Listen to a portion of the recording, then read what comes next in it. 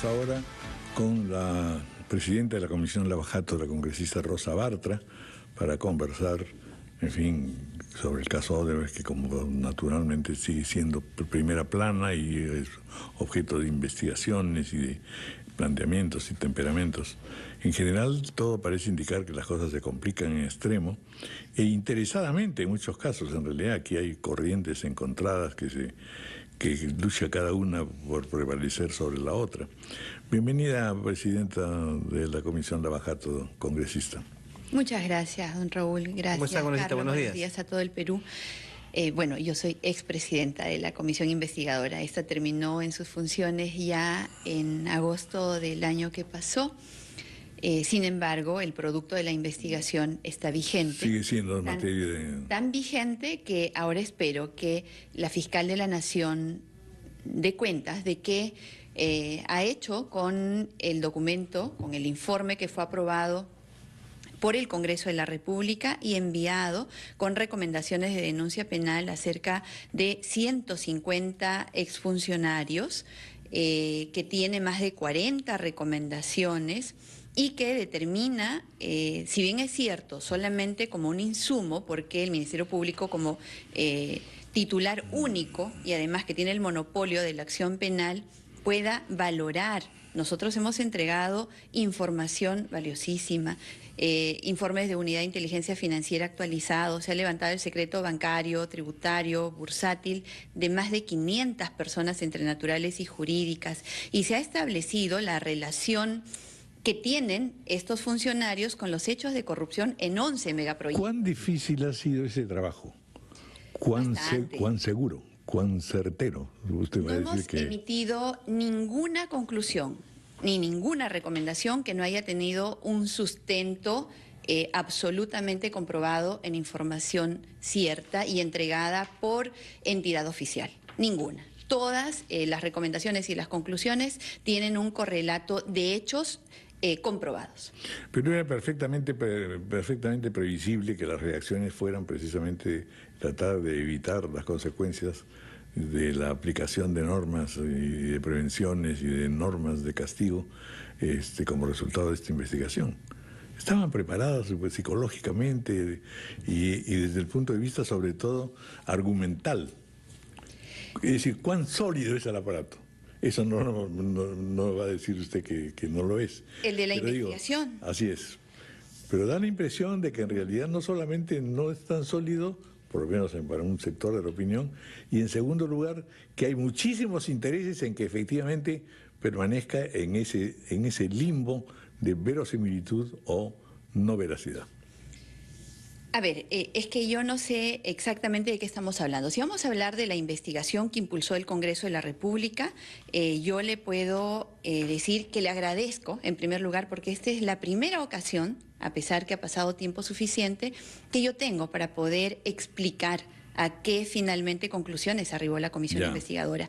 11 megaproyectos. Digamos que los más emblemáticos y los que podríamos tratar en este momento son, por ejemplo, Rutas de Lima, o el gasoducto sur peruano, o la carretera interoceánica sur, que la investigamos en sus 3 tramos, el tramo 2, el tramo 3 y el tramo 4. Y en estos casos nosotros hemos encontrado evidencia suficiente para poder pedirle al Ministerio Público que abra investigación.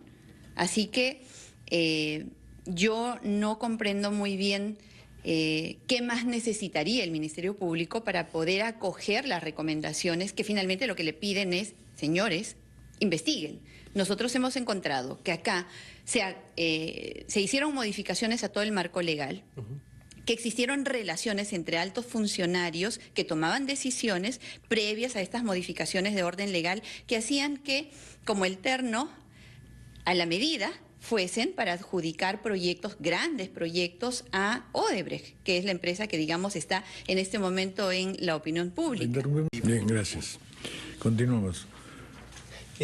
Congresista Bartra, quisiera que usted responda a una crítica que seguramente ha escuchado en estos últimos días con respecto... Ustedes, hablo del fujimorismo, el aprismo también, le han dado con palos, como se dice, al monto de la reparación civil y al acuerdo firmado con Odebrecht.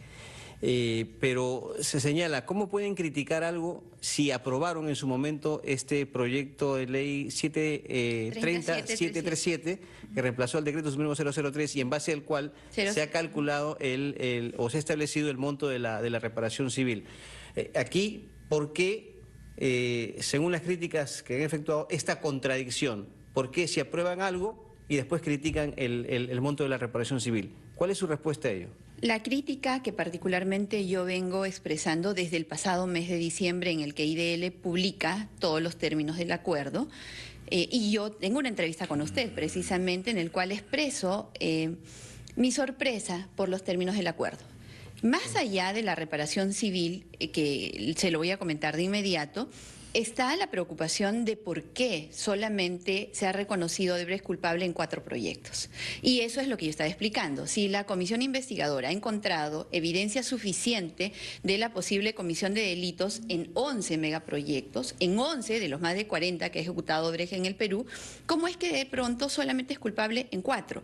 Y le pongo casos emblemáticos. Rutas de Lima, un proyecto en el cual todos los días los peruanos pagan los costos de la corrupción, todos los días, en el que ya se ha declarado, y de acuerdo a la información que tenemos, existe probada evidencia de que Susana Villarán habría recibido más de 3 millones en este proyecto, siendo funcionaria pública en pleno proceso de revocatoria y de campaña para reelección.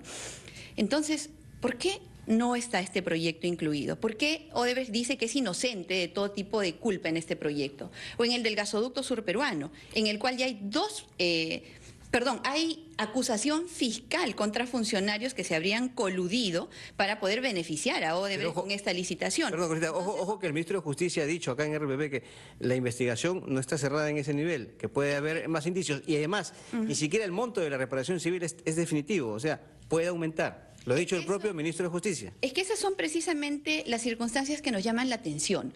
¿Por qué en el proyecto no se contempla, por qué en el acuerdo no se contemplan cláusulas en las cuales, por ejemplo, se señale que en caso de que la empresa esté dando información incompleta o falsa, entonces puedan perder beneficios, como se hizo en el acuerdo con Estados Unidos, en el cual si es que la empresa da información incompleta o miente, entonces pierde los beneficios? Eso no existe en este convenio, no existe. El cálculo de la reparación civil, yo lo cuestiono no solamente, no por el monto, sino por las formas en las cuales han llegado a ese cálculo, que, ojo, no tiene nada que ver con la ley. Se han eximido del mismo contenido del acuerdo de los alcances, tanto de la ley como del reglamento. ¿Qué pasa con esto?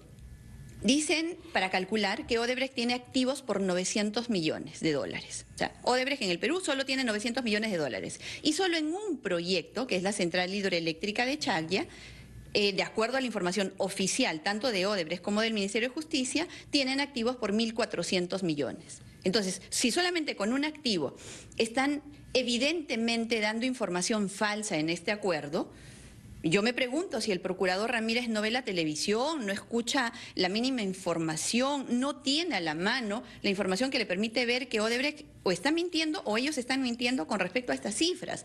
Entonces me preocupa que hayan usado cifras inexactas, para decirlo de la manera más cordial posible, para hacer un cálculo de reparación civil. Me preocupa estas circunstancias y obviamente tratándose de un acuerdo tan importante para el Perú, y habiendo conocido la investigación y teniendo, por lo tanto, el deber de alertar que acá hay algo que evidentemente no es regular, porque no es regular en un convenio de colaboración premial en el cual le vas a dar beneficios y a esta empresa le estás dando todos los beneficios que obtienes a cambio.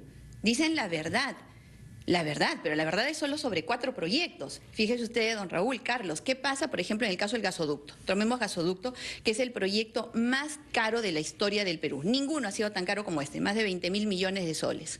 Empezó con 1.300 millones de dólares, terminó en la cifra que tenemos ahora, que largamente puede superar los 8.000 millones de dólares. Este es el único proyecto que tiene una cláusula anticorrupción, que significa que si se prueba un solo acto de corrupción, el Estado puede resolver el contrato y la empresa pierde todo. Entonces, ¿de verdad cree usted que Odebrecht, que nos ha planteado arbitrajes, solamente en arbitrajes, más de 10.000 millones de soles, va a declararse culpable y va a perder todos los activos que tiene allí, además de sus pretensiones? ¿De verdad? ¿Nos están diciendo información completa? Entonces, hay circunstancias de este tipo que debemos atender. Ahora, que si el acuerdo debe firmarse o no debe firmarse, yo pienso que sí, porque los fiscales han hecho tan mal trabajo de investigación que parece que dependen exclusivamente de las declaraciones de los brasileños. Entonces, que obtengan la información, pero no podemos dejar de llamar la atención sobre hechos sensibles. La participación del procurador, por ejemplo. El procurador interviene para el cálculo de reparación civil cuando la información que van a brindar para merecer estos premios haya sido corroborada y por lo tanto haya sido validada su eficacia, su eficiencia, su pertinencia y además que evidentemente sea sólida. ¿Se ha hecho esto? Eso se supone que se va a hacer en el convenio. Entonces, ¿por qué hacen un cálculo de reparación civil antes de corroborar toda la información? Entonces, ¿cómo? Si conozco el caso, no voy a llamar la atención. Se trata, don Raúl, Carlos, de miles de millones de todos los peruanos, de una empresa corrupta a la cual se le está dando todos los beneficios a cambio de, aparentemente, de acuerdo a este convenio, prácticamente nada. Sin duda que la situación es realmente complicada. Bueno, pues muchas gracias por haber estado con nosotros. La verdad que podríamos dedicar mañanas enteras. Yo creo que sí, y deberíamos darle el tiempo necesario porque esto va a marcar la pauta de lo que va a significar finalmente el tratamiento que se le va a dar al Perú. Mire lo de San Juan del Lurigancho. Es una obra de Odebrecht. Mire cómo está terminando. Mire nuestros hermanos padeciendo por agua ahorita por una obra mal hecha. Esto se repite a lo largo y ancho de todo el Perú. Podemos entonces decir que esta empresa no cometió actos de corrupción más allá de lo que se ha declarado en investigaciones muy avanzadas, yo creo que no. Así que el tema no pasa por una reparación civil irrisoria y sin intereses, pasa porque realmente la verdad se conozca y quienes se han atrevido a robarle al Perú a los más pobres La del Perú, verdad que es devastadora. que debería ser devastadora, y espero que sea así. Como le digo, nosotros, solo en la investigación del Congreso hay más de casi 150 personas con recomendación de denuncia. Que se sepa y que se sepa para todos, que no nos prendan fuegos artificiales, que no nos mientan. Yo quisiera aprovechar un minuto solamente para llamar la atención de algo. Fíjese usted que este acuerdo se firma en la misma semana que Odebrecht se declara en default. Odebrecht se declara incapaz de pagar 3.500 millones de dólares y 3 días después firma un acuerdo en el cual le van a permitir seguir trabajando para generar ingresos y además le liberan activos por casi 4.000 millones de dólares. Entonces, ¿me va a decir alguien con un mínimo de criterio en el Perú que acá no hemos hecho esto para beneficiar a Odebrecht? Entonces, beneficiemos a Odebrecht. Pero, ¿qué vamos a tener a cambio? Nos dicen que la verdad, que no nos mientan, que no falseen información, que tengan un mínimo de rigurosidad porque están negociando en nombre de todos los peruanos. Muy bien, muchas gracias. A usted. Gracias, congresista, muy amable. 8:33 de la mañana, una pausa.